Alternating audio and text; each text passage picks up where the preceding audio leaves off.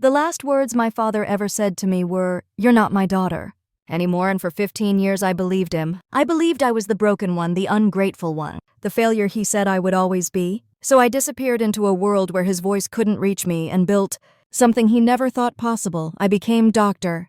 Grace Blackwood, CEO of a $50 million company, wife to a brilliant surgeon, mother to 2 beautiful children who would never know the sting of abandonment because I would never let them. But some truths have a way of hunting you down, no matter how far you run. And when fate forced me back into his orbit, I discovered he had been telling people I was dead, that his only child had perished years ago rather than admit he had thrown her away. Standing in that moment, watching my innocent son reach toward a grandfather who had erased us, both from existence, I realized this wasn't about my pain anymore. This was about protecting the people I loved from a man who wore respectability like a mask, and about giving one good woman the chance to see who she was really, promising her life to. What happened next didn't just expose 15 years of lies, it redefined what family actually means. The catalyst for this confrontation arrived 3 weeks earlier, slipped between quarterly reports and vendor contracts on my desk in the form of a cream-colored envelope. I almost tossed it into the stack of conference invitations that perpetually cluttered my office, but something made me pause. The elegant script across the front read, "Dr. Grace Blackwood" in flowing calligraphy, and beneath it, "VitalSync Medical Technologies, Seattle, Washington." I set down my coffee and opened it carefully. The invitation was beautiful, printed on heavy cardstock with gold-embossed lettering. "Isabella Romano cordially invites you to celebrate her marriage to Dr. Marcus Blackwood on March 15, 2024, at the Four Seasons Resort Scottsdale." My hands trembled slightly as I read the name again. Marcus Blackwood. It couldn't be the same Marcus Blackwood, could it? I leaned back in my chair, staring out at the Seattle skyline through the floor-to-ceiling windows of my corner office. Rain streaked down the glass, typical for March in the Pacific Northwest. My assistant knocked and peeked in. "Sarah, do you have the Romano file from the cardiovascular symposium last month?" Of course, Dr. Blackwood. Romano was the cardiologist from Mayo Clinic who presented on minimally invasive procedures. You two had quite the discussion about AI integration in surgical planning. Right, Isabella Romano. Brilliant surgeon, warm personality, probably mid-40s. We had talked for nearly an hour over coffee about the future of cardiac care. She mentioned getting engaged to someone wonderful. But I hadn't pressed for details. Now I wished I had. Sarah returned with the file, and I flipped through Isabella's professional profile. Impressive credentials, groundbreaking research. The kind of surgeon who saved lives daily. What would she want with Marcus Blackwood? I picked up my phone and called Adrian. "Hey beautiful, how's your day going?" My husband answered on the second ring. "I got a wedding invitation. From Isabella Romano, the cardiologist you mentioned. That's nice, right? She's marrying Marcus Blackwood." Silence stretched between us. Adrian knew the story, knew why I had nightmares sometimes. Why I flinched when people talked about family traditions and inherited legacies. "Are you sure it's him? How many Dr. Marcus Blackwoods could there be? It has to be him. What do you want to do?" I stared at the invitation again, studying the elegant font, the expensive paper, the address in Scottsdale. My father always loved Arizona, claiming the desert air was good for his complexion. He ran a cosmetic surgery practice now, from what I had gleaned from occasional Google searches over the years. Apparently he had done well for himself. "I want to go. Grace, I need to see this Adrian. I need to see what kind of woman would marry him. What kind of lies he's told her. Isabella's a good person. She deserves to know what she's getting into. And what if she already knows? Then at least I'll have closure." That evening, I sat on Phoenix's bed while he built elaborate structures with his Legos. Luna had fallen asleep in her crib hours ago, her tiny fist curled against her cheek. At 7, Phoenix was all curiosity and endless questions.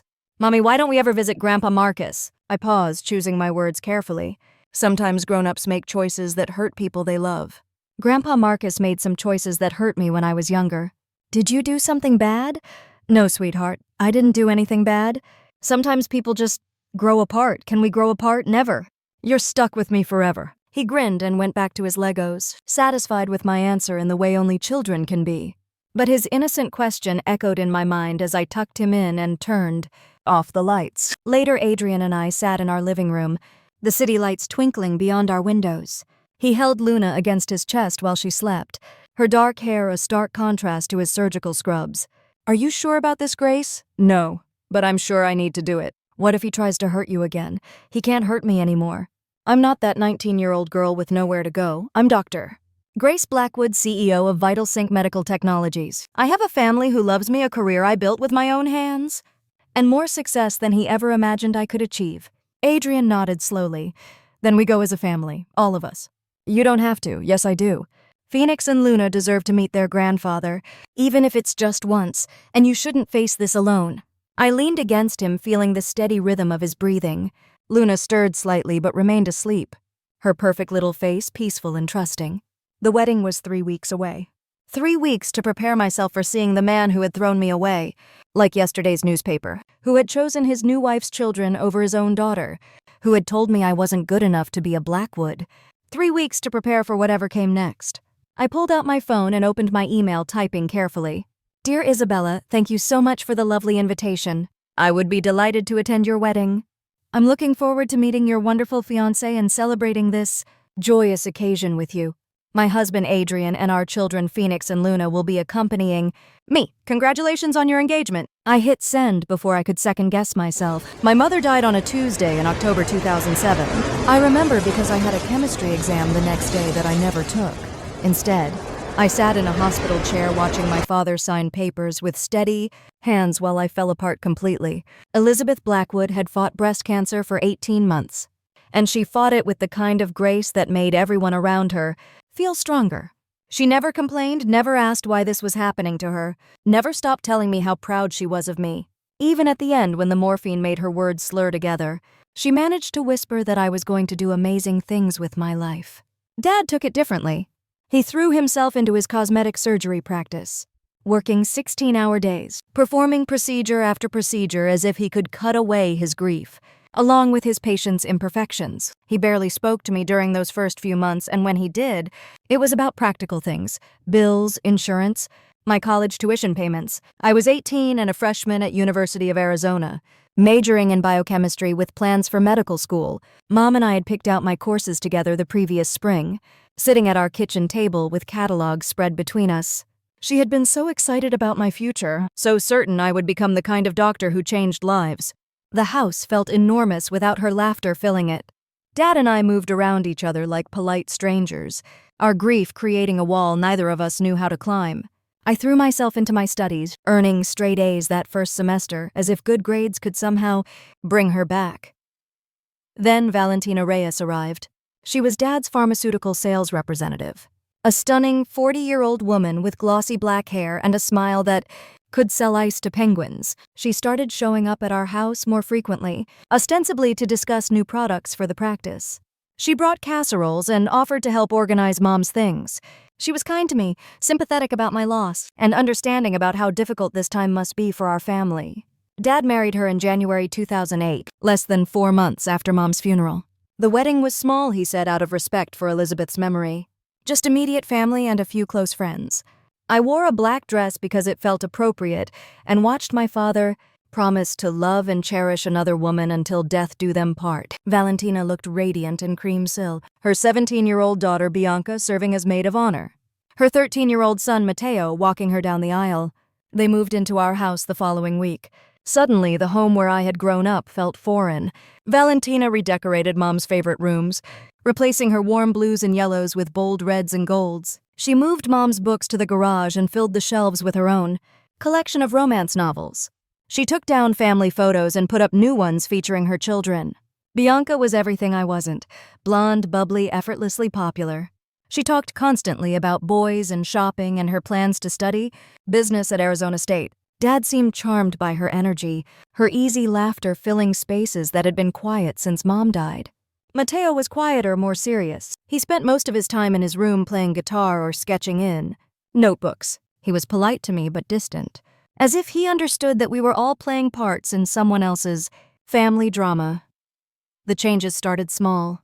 Valentina mentioned that it might be easier if I came home less often, giving the new family time to bond. She suggested that my presence reminded Dad of sad time and made it harder for him to heal. She was always careful to frame it as concern for my well-being, for my father's emotional health. Dad began to pull away. He stopped asking about my classes, stopped attending the dean's list ceremonies where my name was called. When I came home for winter break, I found that my bedroom had been converted into Bianca's art studio. My things were boxed up in the garage next to Mom's books. "It's temporary," Dad explained when I confronted him. "Bianca needs the natural light for her paintings." "You're hardly ever here anyway," but it wasn't temporary. Nothing about our new family configuration felt temporary. Valentina worked on Dad systematically, I realized later. She praised Bianca's accomplishments while dismissing mine.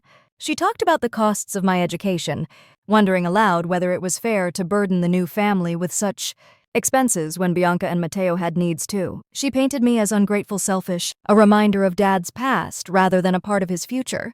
By spring 2009, the transformation was complete. I came home from my sophomore year to find Dad in his study, my college fund statement spread across his desk. "Sit down, Grace." I sat already knowing this conversation would change everything. "Bianca has been accepted to Arizona State's business program. It's a wonderful opportunity for her." "That's great, Dad." "I'm happy for her. The tuition is significant. With the economy the way it is, the practice isn't generating the revenue it used to." I weighted my heart hammering against my ribs. "I've made the decision to reallocate your college fund to cover Bianca's education. She's family now, and family takes care of family." The words hit me like physical blows. $120,000. Money. Mom and Dad had saved since I was born. Money that was supposed to give me the same opportunities they'd had. "What about my education?" "You're 20 years old, Grace. You're an adult. It's time you learned to stand on your own 2 feet instead of relying on handouts, as if my own college fund was charity. Mom saved that money for me." His face hardened. "Your mother is gone. This is my decision to make." The fight that followed was ugly and loud. I accused him of choosing his new family over his own daughter. He accused me of being ungrateful, of trying to hold him back from moving forward with his life. Valentina appeared in the doorway, tears in her eyes, begging us not to fight. "If this is how you're going to behave, maybe it's better if you find somewhere else to stay tonight." The rain started as I packed my suitcase, throwing clothes and textbooks together with shaking hands. Dad stood in the doorway watching me, his arms crossed, his face a mask I didn't recognize. When I reached the front door, he spoke one last time. "You made your choice, Grace. You're not my daughter anymore." I stood in that marble foyer, rain drumming against the windows, and looked at the man who had raised me. The man who had taught me to ride a bicycle, who had bandaged my scraped knees, who had cried at my high school graduation. The man who was throwing me away to make room for someone else's children. I picked up my suitcase and walked out into the storm. As I reached my car, I turned back one last time. The house glowed with warm light, Valentina and Bianca visible in the kitchen window, already moving forward without me. Dad stood silhouetted in the doorway watching me leave. I got in my car and drove away from the only home I had ever known, 20 years old and completely alone in the world.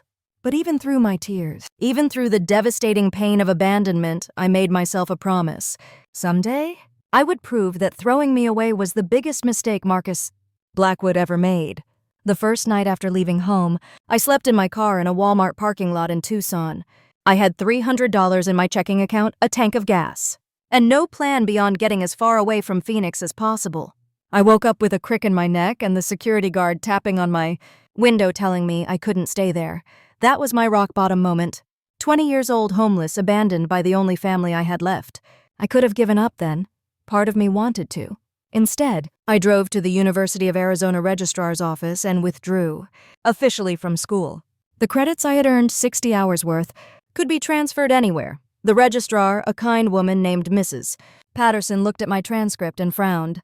"You're doing so well here. Are you sure about this?" "I'm sure." She handed me my official transcripts and wished me luck.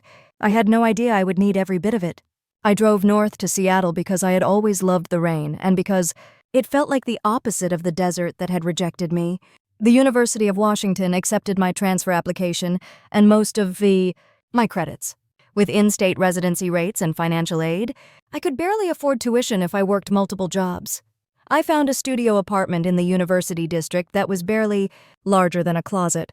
The walls were thin, the heat didn't work properly, and my neighbors played music until 3 in the morning. It was perfect because it was mine.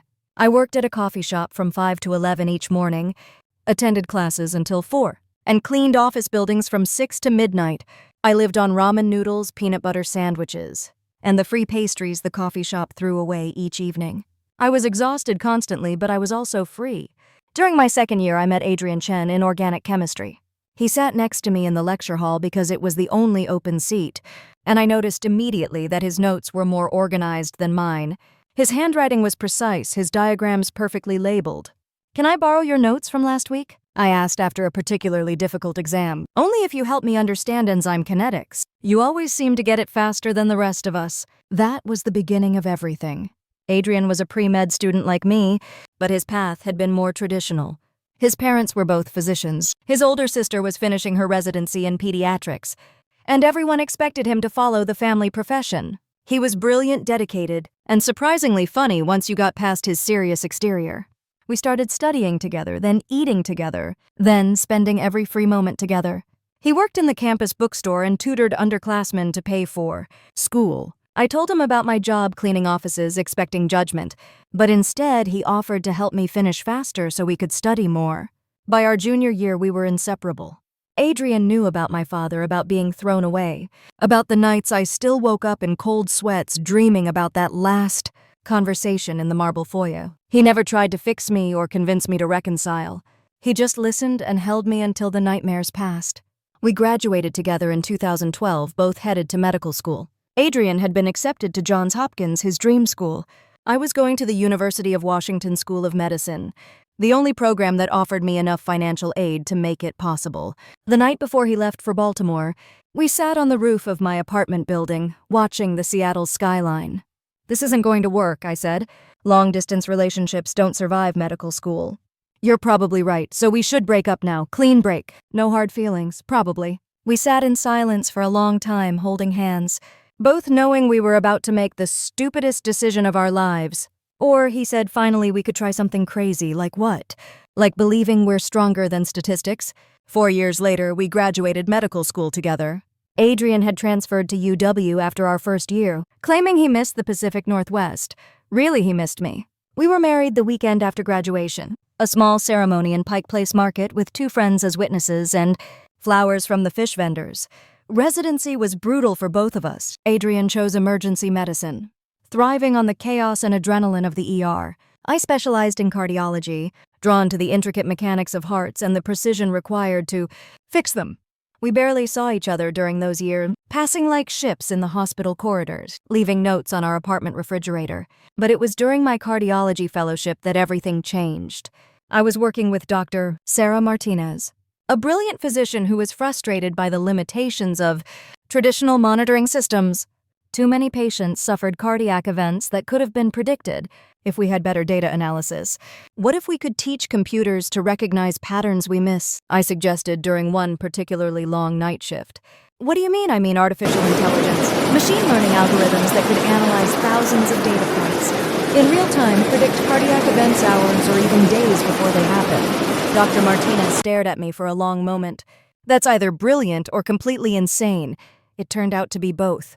I spent my off hours developing algorithms, teaching myself programming languages, creating predictive models.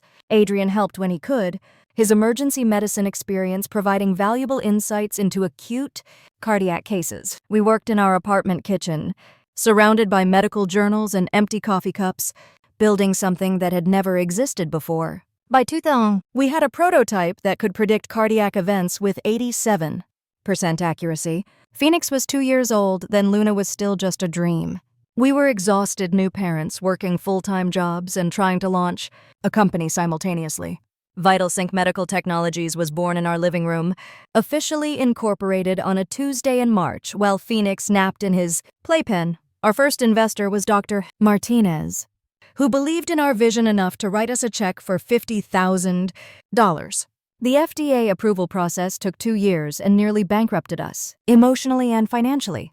We moved to a smaller apartment, sold Adrian's car, and lived on savings and credit cards. There were nights I wondered if we were chasing an impossible dream. Then the approval came through in November 2022. Within 6 months, we had contracts with 12 major hospital systems. By 2023, VitalSync was valued at $50 million and had saved over 3,000 lives through early cardiac event prediction. I should have felt triumphant. Instead, I felt empty. Now packing for Arizona. I folded clothes with mechanical precision while Adrian watched me with concern. You still have nightmares about him. It wasn't a question. Adrian knew about the dreams where I was 19 again, standing in that foyer with rain in my hair, begging my father not to throw me away sometimes. This trip might make them worse. I paused, holding one of Luna's tiny dresses. Or it might finally put them to rest. Adrian crossed the room and pulled me close. We don't have to go, Grace. You don't owe Isabella anything. You don't owe him anything, I know. But I owe myself this. He was quiet for a moment, his chin resting on top of my head.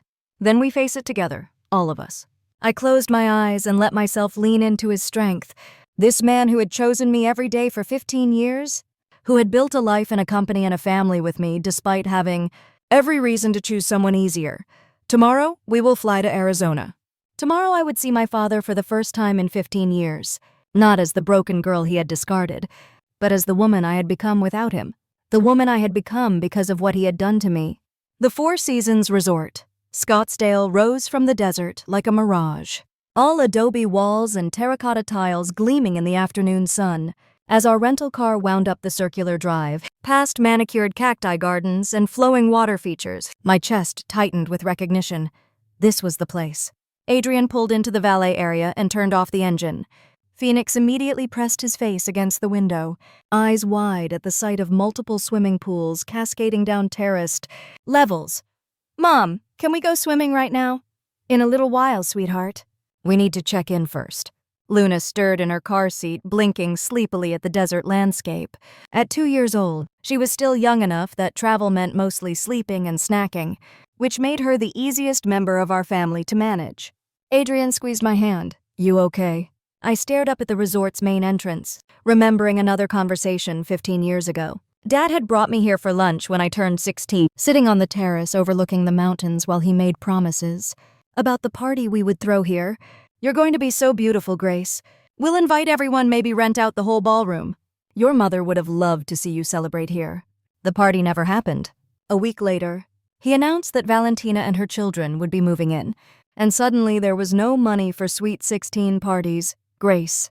I blinked, realizing Adrian had been talking to me. Sorry. Just memories. He nodded, understanding, without needing details. That was one of the things I loved most about my husband. He never pushed when I needed time to process. The valet approached with a bright smile, and we began the familiar dance of extracting children luggage and car seats from a rental car. Phoenix bounced on his toes with excitement, while Luna clung to my neck, still groggy from her nap. The lobby was even more opulent than I remembered, with soaring ceilings, hand-painted tiles, and massive arrangements of desert flowers.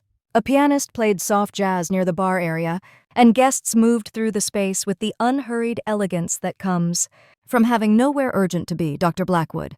I turned to find a distinguished man in his 50s approaching us. His name tag read, Michael Torres, Guest Relations Manager, Dr. Blackwood. What a pleasure to have you staying with us. I attended your presentation at the Phoenix Medical Summit last year. Fascinating work on predictive cardiac algorithms. Thank you, Mr. Torres. That's very kind. We're honored to host the VitalSync team.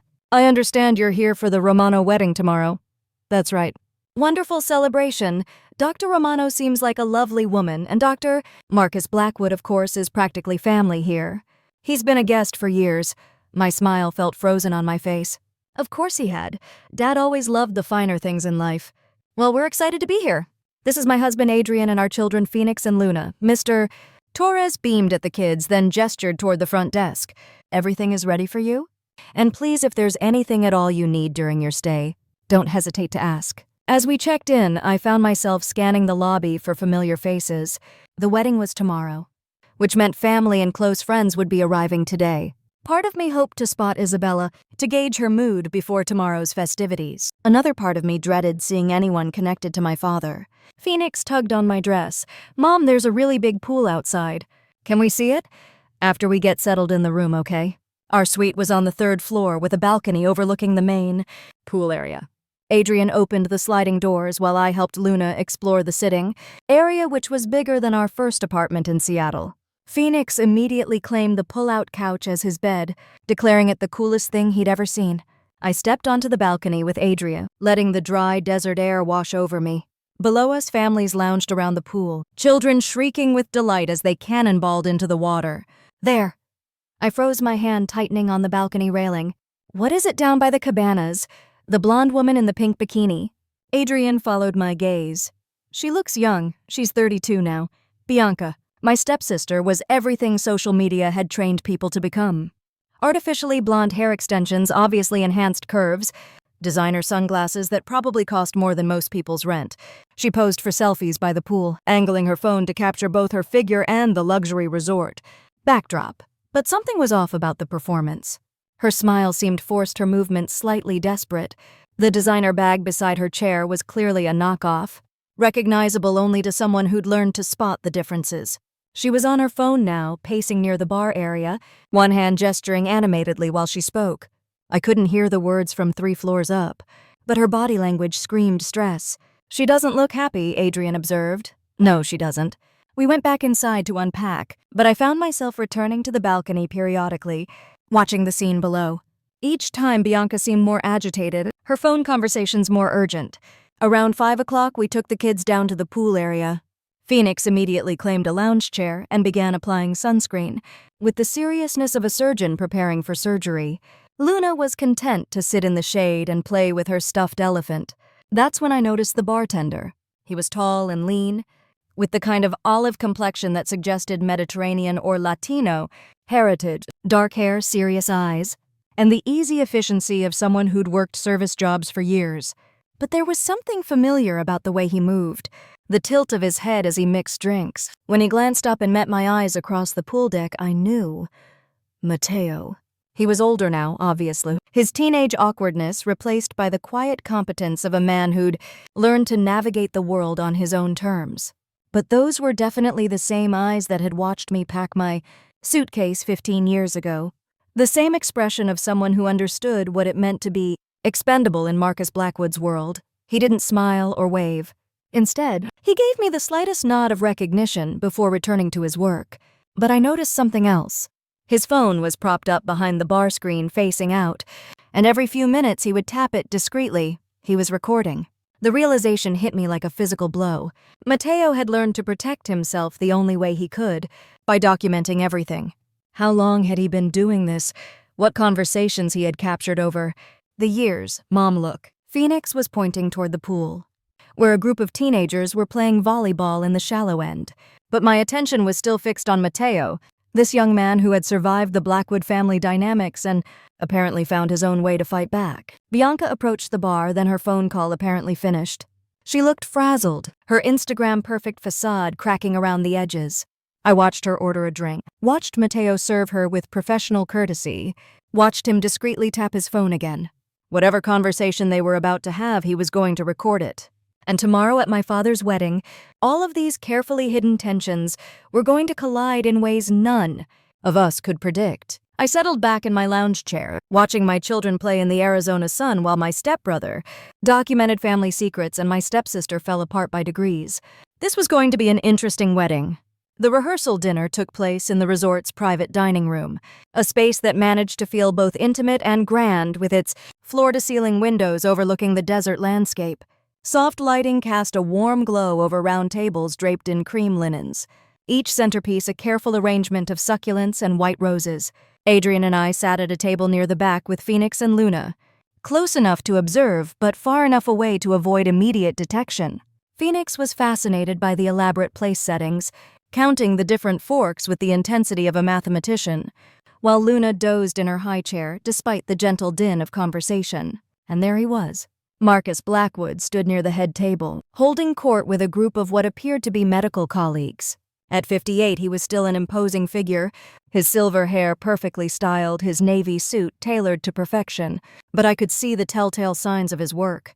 The too smooth forehead, the slightly lifted eyes, the jawline that seemed more defined than genetics alone would allow.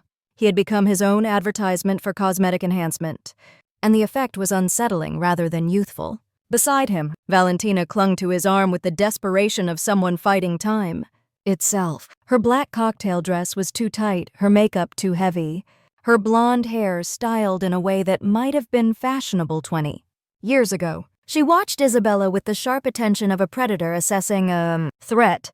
Isabella, in contrast, was radiant in simple elegance. Her navy dress was understated but perfectly cut. her graying hair styled in a sophisticated updo that emphasized her natural beauty rather than trying to deny her age. She moved through the room with genuine warmth, greeting guests with the kind of smile that reached her eyes. Bianca sat at the head table, overdressed in a sequined gold dress that caught every light in the room. She was louder than everyone else, her laughter carrying across the space as she regaled nearby guests with stories that painted her as the beloved daughter, the princess of the family. "Daddy always said I was his little business genius," she announced to anyone within hearing distance. "He's been grooming me to take over his practice someday." The lies came so easily to her that I wondered if she actually believed them herself. Matteo moved efficiently between tables, serving drinks with professional invisibility. He had traded his bartender uniform for server attire, and I realized he was probably working multiple positions to maximize his income. When he approached our table with a tray of wine, our eyes met briefly. "Everything satisfactory here?" he asked in the neutral tone of professional service. "Perfect, thank you," Adrian replied, but Matteo's gaze lingered on me for just a moment longer than necessary, and I saw something there. Recognition, yes, but also a kind of solidarity. We were both outsiders in this carefully orchestrated family performance. The dinner progressed through multiple courses, each more elaborate than the last. I picked at my food too nervous to eat properly, while Adrian made quiet conversation with the couple at our table. Phoenix had been relegated to chicken fingers and fell asleep against Adrian's shoulder halfway through the main course. It was during dessert that Isabella stood to address the room.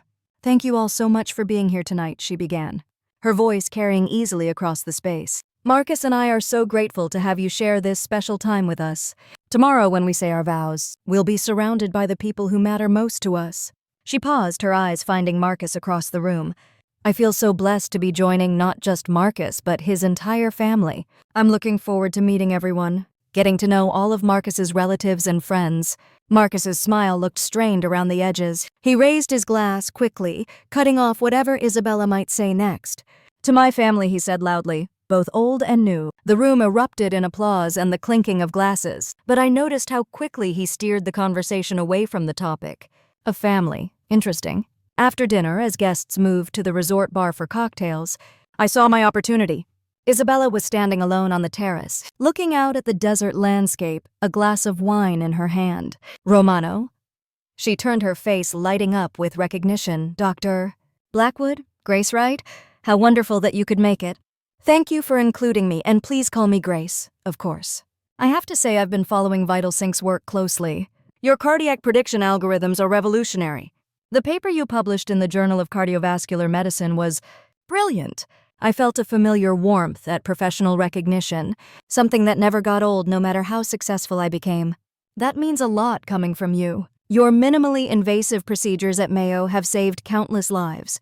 We fell into easy conversation about cardiology, about the future of cardiac care, about the challenges of being women in a male-dominated field. Isabella was everything I remembered from our conference interactions, brilliant, passionate, and genuinely kind. "Marcus is so proud of the work you're doing," she said eventually. "He talks about brilliant young doctors like you all the time." "Does he? Oh yes. He has such respect for innovation in medicine. Though I think it's bittersweet for him too." "How so?" She looked out at the desert, her expression growing sad. "He lost his only child tragically in a car accident years ago. Such a painful topic for him. I think seeing young doctors accomplish so much reminds him of what his daughter might have achieved." The wine glass nearly slipped from my hand. A car accident, that's what he had told her. I can't imagine I managed. He doesn't talk about it often, too painful. But he's been like a father to Valentina's children, especially Bianca. She's his little princess, you know. I think caring for them has helped him heal from losing his own daughter. Each word was a knife twist.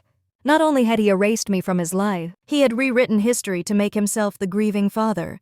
The noble man who had taken in his new wife's children out of love and duty. Isabella's genuine sympathy for his supposed loss, her admiration for his parenting of Bianca, her complete ignorance of the truth made me feel sick. This was a good woman, a brilliant physician, a person who deserved honesty. And she was about to marry a man who had built their entire relationship on lies.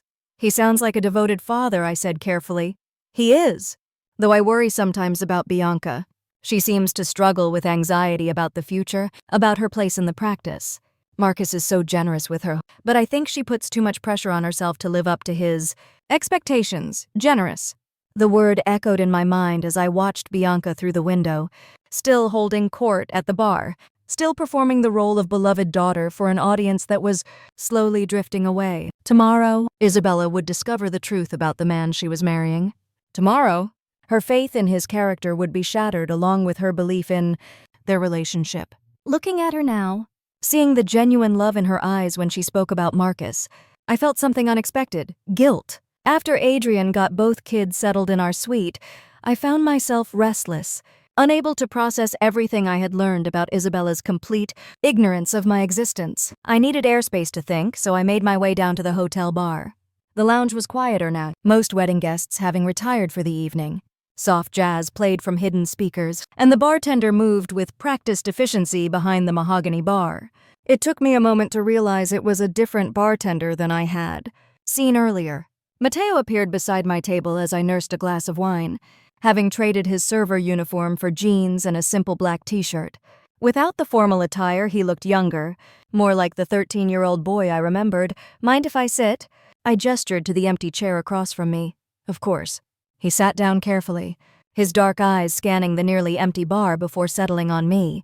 You probably don't remember me, Matteo Reyes. You were 13 when I left, 15 years ago.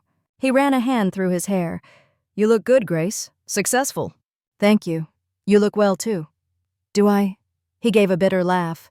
I'm 28 years old, working 3 jobs to pay rent on a studio apartment, and serving drinks to my stepfather's wedding guests. Not exactly the American dream. There was pain in his voice, a weariness that seemed too old for his age. I'm sorry things have been difficult. Difficult. He shook his head. That's one word for it. He pulled out his phone, scrolling through what appeared to be audio files. I started recording them about 2 years ago, he said quietly. At first it was just to protect myself, you know. Document the verbal abuse, the threats. But then I started hearing other things. He found the file he was looking for and placed the phone on the table. Between us, this is from last month. The audio was surprisingly clear. I recognized Marcus's voice immediately, that familiar tone of arrogant confidence. The procedures are medically necessary, Valentina. We document them as reconstructive rather than cosmetic. Insurance covers reconstructive. But Marcus, the woman, clearly came in for a facelift. Valentina's voice just as I remembered it. Still manipulative, still calculating.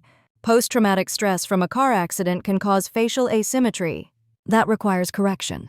We're helping her heal both physically and emotionally. And if someone questions it, who's going to question it? I'm a licensed physician with 30 years of experience. My documentation is impeccable. Matteo stopped the recording and looked at me. There are dozens of these. Insurance fraud, tax evasion. Claiming personal expenses as business costs. He's been doing it for years. My blood ran cold. Why are you telling me this? Because you're the only one who might be able to do something about it. I'm just the stepson who serves drinks. You're Dr. Grace Blackwood, CEO of a $50 million company. People listen to you. Before I could respond, a familiar voice cut through the quiet of the bar. Grace, there you are. Bianca approached our table with the kind of aggressive friendliness that immediately put me on guard. She had changed from her sequined dress into designer athleisure wear that probably cost more than most people's car payments, though I could spot the telltale signs of high-quality knockoffs. Bianca, I said carefully, I've been looking everywhere for you. I wanted to catch up, family and all. Matteo stood immediately. I should get going, early shift tomorrow. He met my eyes briefly before walking away, leaving his phone on the table. I slipped it into my purse as casually as possible. Bianca slid into his vacated chair without invitation. So tell me everything about this company of yours. VitalSync, right? Daddy mentioned you were doing well in the medical field. The lie came so naturally to her that I almost admired the skill. It's been rewarding work, I bet. And your husband Adrian, he's a doctor too, emergency medicine. How exciting and profitable, I imagine. You two must be doing very well for yourselves. She was fishing and not subtly. We're comfortable. I saw your beautiful children at dinner. They're so lucky to have such successful parents. Phoenix seems incredibly bright for 7. Yes, he's a curious kid. Does he understand what mommy does for work? The technology side of things. My protective instincts flared immediately. Phoenix was off limits. He knows I help doctors take better care of their patients. That's enough for a 7-year-old to understand. Of course. I just think it's so important for children to understand family business early, Get them thinking about legacy, about carrying on what their parents built. The conversation was making my skin crawl. Bianca was probing for information about VitalSync's value, about our family's financial situation, probably hoping to angle for some kind of connection to our success. Bianca, it's been lovely catching up, but I should get back to my family. Oh, absolutely. Family first, right? That's what Daddy always says. She stood but lingered beside the table. I hope we'll have more time to talk tomorrow. Maybe discuss some business opportunities. I've been thinking about expanding into medical consulting, and I'd love to pick your brain. I'm sure you would. After she left, I sat alone for a few more minutes, processing everything that had just happened. Mateo's recordings. Bianca's transparent attempts to assess my wealth. The growing realization that tomorrow's wedding was going to expose years of carefully hidden secrets. I pulled out my phone and did a quick search for wedding guests, cross-referencing with Marcus's social media profiles and the resort's event listings. One name caught my attention immediately. Judge Patricia Westbrook, Federal District Court of Arizona. I remembered her from my childhood. Patricia had been one of my parents' closest friends, a brilliant legal mind who had worked her way up from prosecutor to federal judge. She had been at my mother's funeral and had sent me a graduation card when I finished high school, and she will be at the wedding tomorrow. The phone in our suite was ringing when I got back upstairs. Adrian answered while I checked on the kids. Grace, it's for you. Isabella Romano. I took the phone, my heart racing. Isabella, hi. Grace, I hope I'm not calling too late. I just wanted to thank you again for coming, and to see if you might have time for coffee in the morning before the ceremony preparations begin. That sounds lovely. Wonderful. I feel like we barely had time to talk tonight, and I'm so interested in your work. Plus, I have to admit, it's nice to have another woman in medicine to talk to. The guest list is a bit heavy on the golf and business crowd. I understand completely. Great. Shall we say 9 o'clock in the main restaurant? Perfect. See you then. After I hung up, Adrian looked at me with concern. How are you holding up? I'm not sure. Everything is more complicated than I expected. I told him about my conversation with Mateo, about Bianca's transparent fishing expedition, about Isabella's innocent request for coffee. She has no idea what she's walking into, I said finally. And neither do you, Adrian replied. Grace, whatever happens tomorrow, remember that you didn't create this situation. You're not responsible for the choices other people made, but I am responsible for the choices I make now. He pulled me close, and I breathed in the familiar comfort of his embrace. Tomorrow was going to change everything for all of us. The only question was whether the truth would set us free or destroy us. All. Isabella looked radiant as she walked down the aisle, her custom Vera Wang gown flowing behind her like liquid silk. The outdoor ceremony space was breathtaking, with Camelback Mountain providing a dramatic backdrop and desert, wildflowers lining the walkway. She moved with the confidence of a woman who had found her person, her smile genuine and bright as she approached the altar where Marcus waited.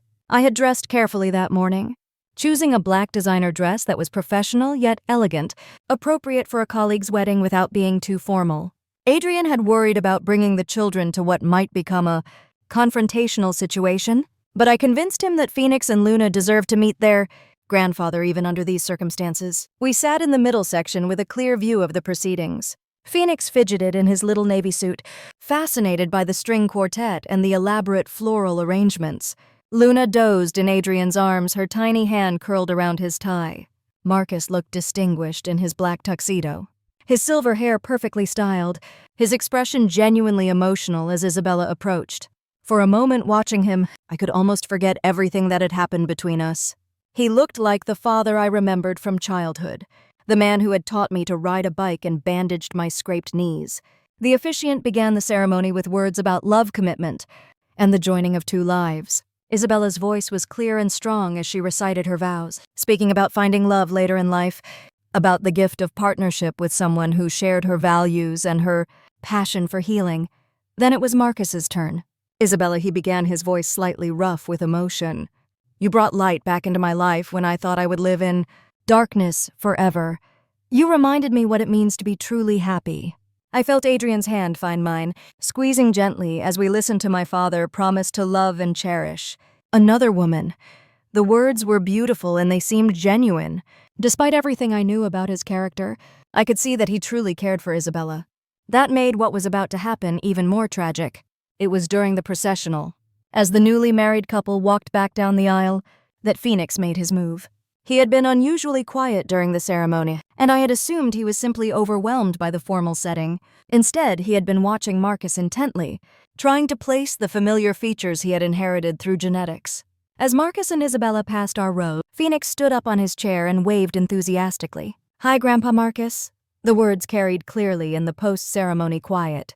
Marcus stopped mid-step, his face going white as he registered the small boy waving at him with innocent excitement. His eyes met mine across the aisle, and I saw 15 years of carefully constructed lies begin to crumble in real time. Isabella looked confused, glancing between Marcus and our family. Other guests began to murmur, sensing something unexpected was happening but not understanding what. Marcus recovered quickly, managing a tight smile as he guided Isabella down the rest of the aisle. But I had seen his face in that unguarded moment.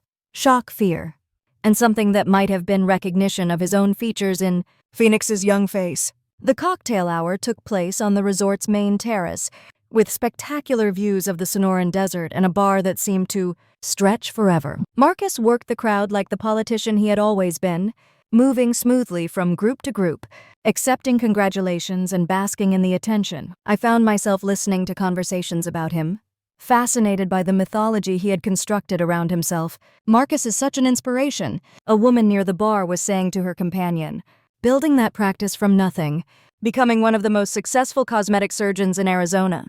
A real self-made success story. The irony was bitter. Self-made. He had inherited his father's medical practice, married my mother who brought her own family money to the marriage, and then systematically stripped assets from his own daughter to fund his new family's ambitions. Across the terrace, Bianca held court near the fountain, her phone constantly in hand as she documented every moment for her social media followers. She had changed into a rose gold dress that caught the afternoon light, and she was clearly performing the role of beloved stepdaughter for her online audience. "Living my best life at Daddy's gorgeous wedding," she announced to her phone screen. "The Four Seasons. Scottsdale is absolutely divine.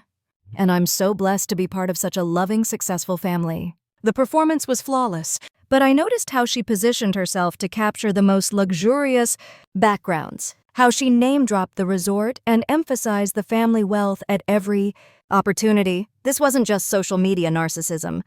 This was a woman desperately trying to maintain an image of success that was slipping away Grace Blackwood. I turned to find Judge Patricia Westbrook approaching, a glass of champagne in her hand and recognition clear in her eyes. She was in her early 60s now, her gray hair styled elegantly, her navy dress both professional and celebratory. "Judge Westbrook. What a pleasure to see you. Please call me Patricia. I've been following your work at VitalSync. Remarkable achievements in cardiac prediction technology. I just read your latest paper in the New England Journal of Medicine. Groundbreaking research, thank you. That means a great deal coming from you." She smiled warmly, but I could see her sharp legal mind processing information behind her eyes. "I remember when you were just a teenager, spending summers volunteering at the hospital. Your mother was so proud of your ambition to become a doctor." My throat tightened at the mention of my mother. "She would have loved to see what you've accomplished," Patricia continued. "Elizabeth always said you were destined for greatness." We talked for several more minutes about VitalSync, about the challenges of being a woman in medicine, and about the importance of innovation in healthcare. But I could sense her curiosity about my presence at Marcus's wedding, about the family dynamics she was observing. "It's interesting seeing you here," she said finally. "I hadn't realized you and Marcus had reconnected." Before I could formulate an answer, the wedding coordinator appeared with a small bell, announcing that dinner was about to be served. Patricia excused herself to find her table, but not before giving me a look that suggested our conversation was far from over. As the guests began moving toward the dining area, I watched Marcus and Isabella pose for photographs near the altar. They looked genuinely happy, genuinely in love, completely unaware that their perfect wedding day was about to become something else entirely. The truth has a way of insisting on itself, no matter how carefully you try to bury it. And tomorrow's headlines would prove that some secrets are too big to stay hidden forever. The reception was in full swing when Isabella spotted me across the crowded ballroom. I was standing near the dessert table, helping Phoenix choose between chocolate cake and key lime pie, when I felt someone's gaze on me. I looked up to see her approaching Marcus at the head table, her expression puzzled but friendly. Even from across the room, I could read her lips as she spoke to him.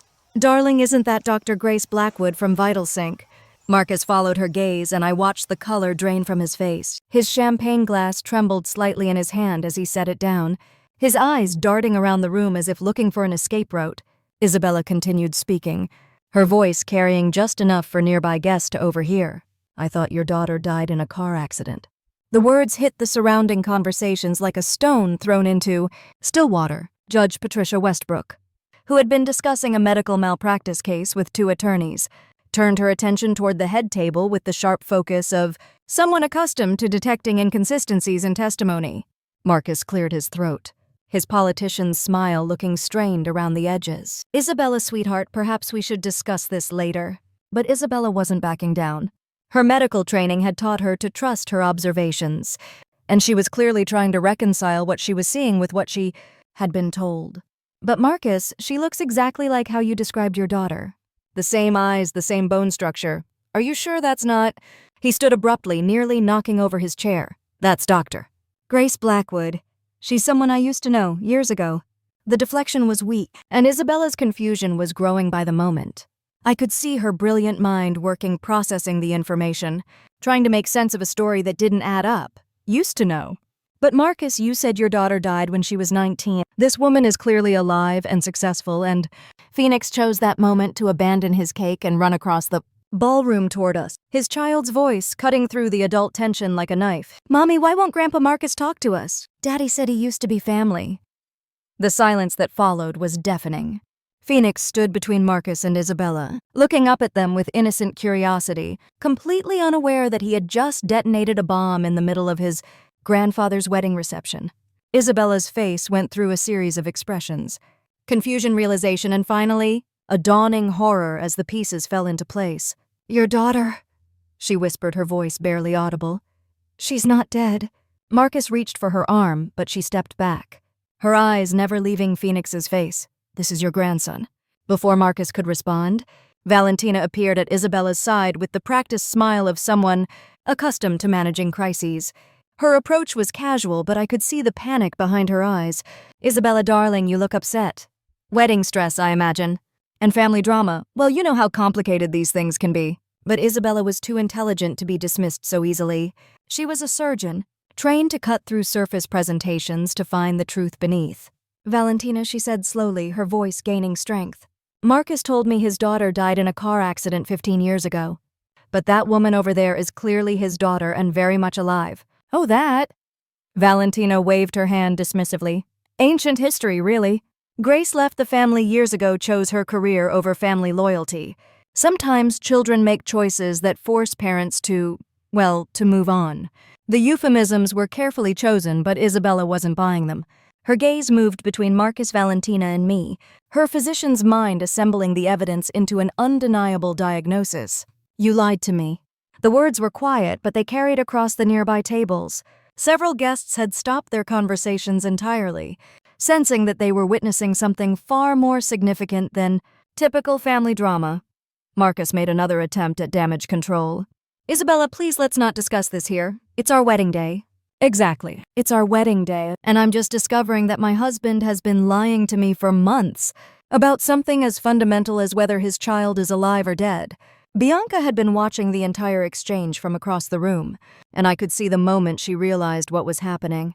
Her face went white as she understood that my presence wasn't just about attending a wedding. I was a threat to everything she had built her life around. She pulled out her phone and began typing frantically, probably alerting whatever financial advisors or creditors she had been stringing along with promises of inheritance money. Judge Westbrook had moved closer to the unfolding drama, her legal instincts fully engaged. When she spoke, her voice carried the authority of someone accustomed to being heard. "Marcus, I think perhaps some clarification is in order." "Patricia, this is hardly the time or place." "On the contrary," she replied smoothly, "truth has a way of insisting on itself regardless of timing." Isabella looked around the room, taking in the faces of wedding guests who were now openly staring, the servers who had stopped moving, the photographer who was capturing every moment of what was clearly no longer a celebration. Then she did something that surprised everyone. She walked directly across the ballroom toward me, her wedding dress trailing behind her like a banner of war. "Dr. Blackwood," she said when she reached me, "I believe we need to talk."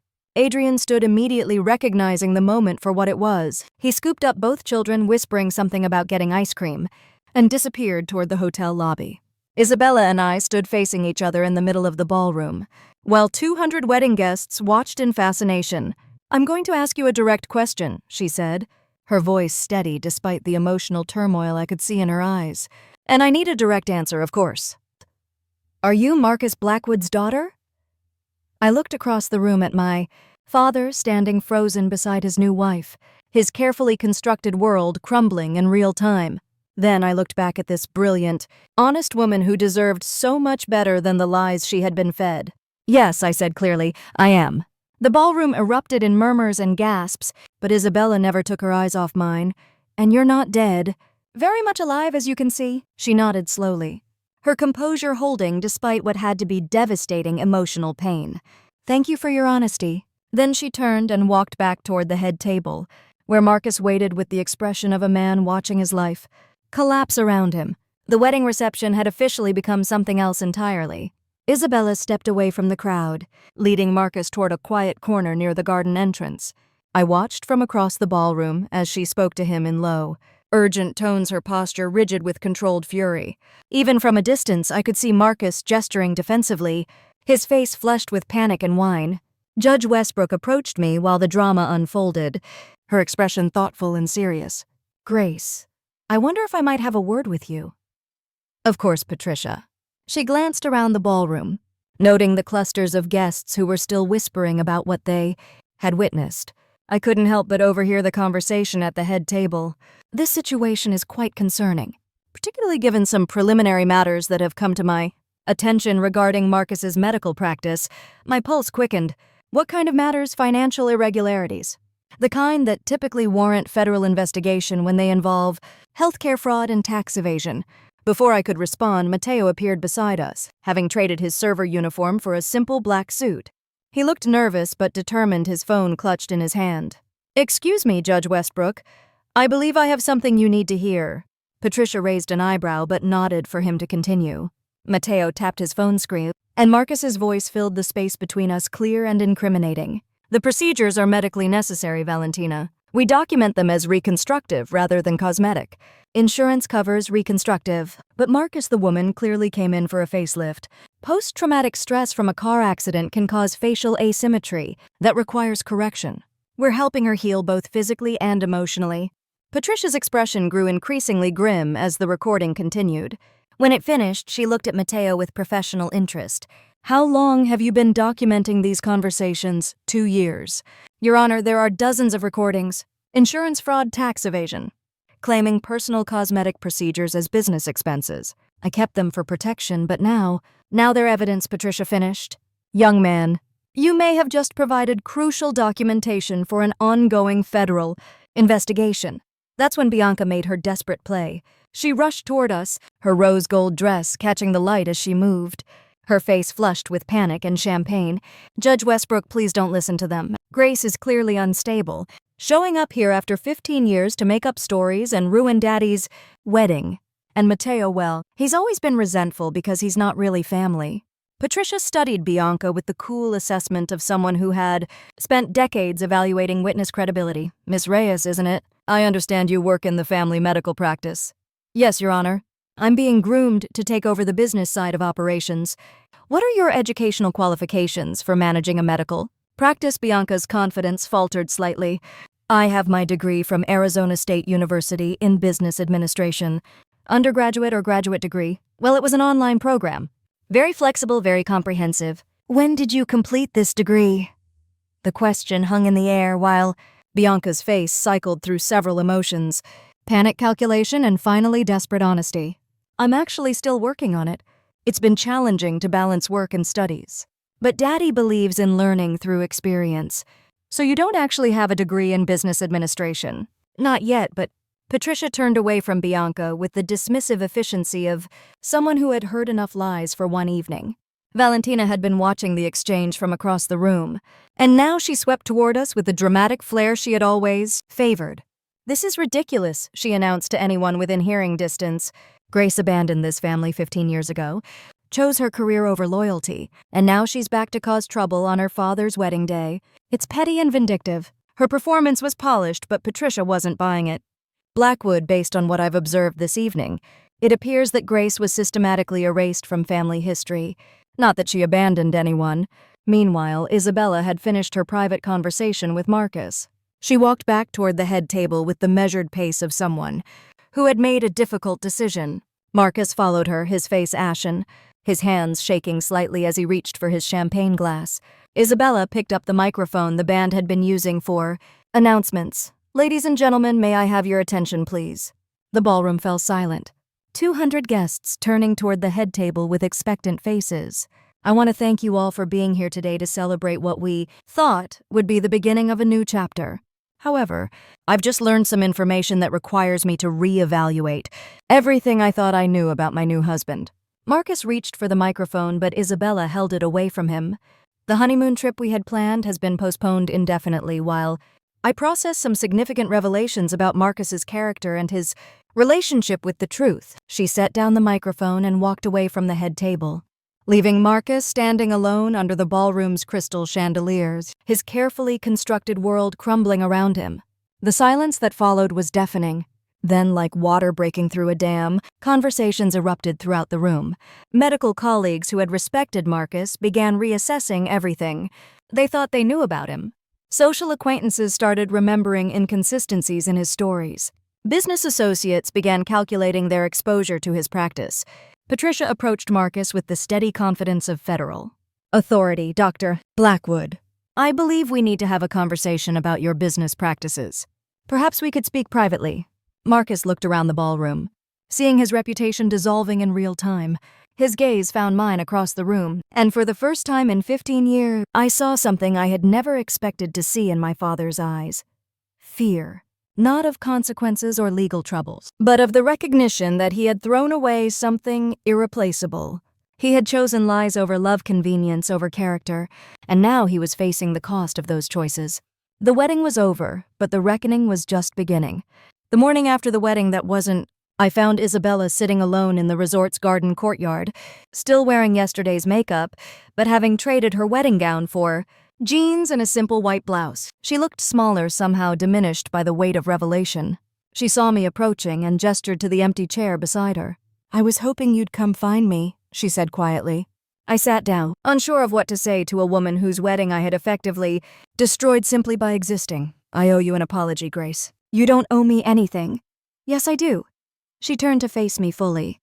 "I'm a physician. I'm trained to observe, to question, to dig deeper when something doesn't make sense.